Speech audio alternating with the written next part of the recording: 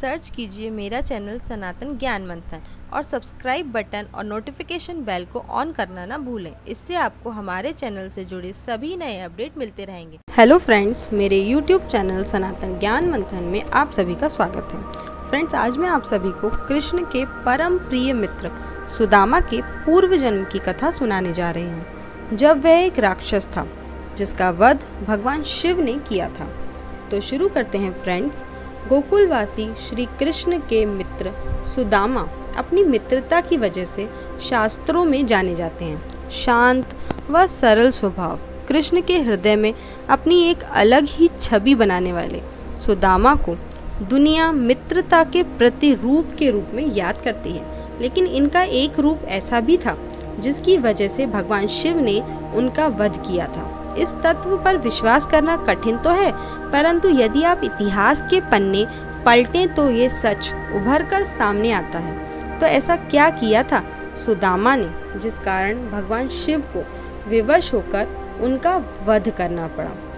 स्वर्ग के विशेष भाग गोलोक में सुदामा और विराजा निवास करते थे। विराजा को कृष्ण से प्रेम था, किंतु सुदामा स्वयं विराजा को प्रेम करने लगे। एक बार जब विराजा और कृष्ण प्रेम में लीन थे, तब स्वयं राधा जी वहाँ प्रकट हो गईं और उन्होंने विराजा को गोलोक से पृथ्वी पर निवास करने का श्राप दे दिया। इसके बाद किसी कारणवश राधा जी ने सुदामा को भी श्राप दे दिया, जिससे उन्हें गोलोक से पृथ्वी पर आना पड़ा। मृत्यु के पश्चात सुदामा का जन्म राक्षस राज दंभ के यहाँ शंखचूर्ण के रूप में हुआ तथा विराजा का जन्म धर्मध्वज के यहाँ तुलसी के रूप में हुआ। माँ तुलसी से विवाह के पश्चात शंखचूर्ण ने उनके साथ अपनी राजधानी वापस लौट आए।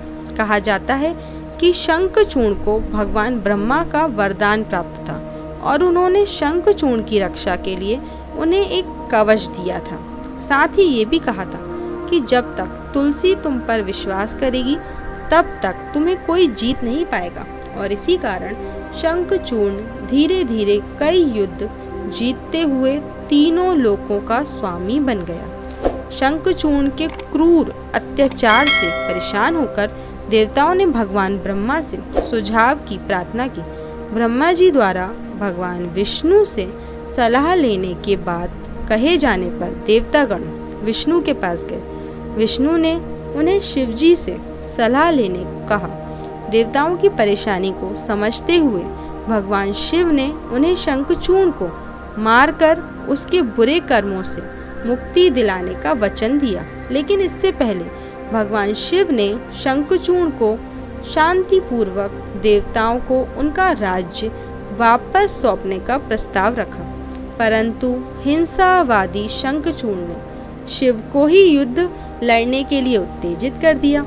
शंखचूर्ण यानी कि सुदामा के पूर्व जन्म के रूप से युद्ध के प्रस्ताव के पश्चात भगवान शिव ने अपने पुत्र कार्तिकेय व गणेश को युद्ध के मैदान में उतारा। इसके बाद भद्रकाली भी विशाल सेना के साथ युद्ध के मैदान में उतरी।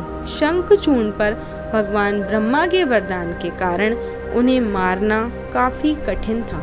तो अंत में भगवान विष्णु युद्ध के दौरान शंखचूर्ण के सामने प्रकट हुए और उनसे उनका कवच मांगा, जो उन्हें ब्रह्मा जी ने दिया था।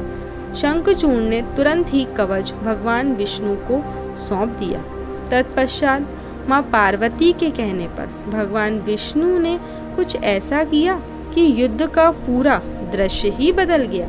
वे शंखचूर्ण के कवच को पहनकर उस अवतार में माँ तुलसी के समक्ष उपस्थित हुए। उनके रूप को देखकर माँ तुलसी उन्हें अपना पति मान बैठी और बेहद प्रसन्नता से उनका आदर सत्कार किया, जिस कारण माँ तुलसी का पतिव्रत खंडित हो गया।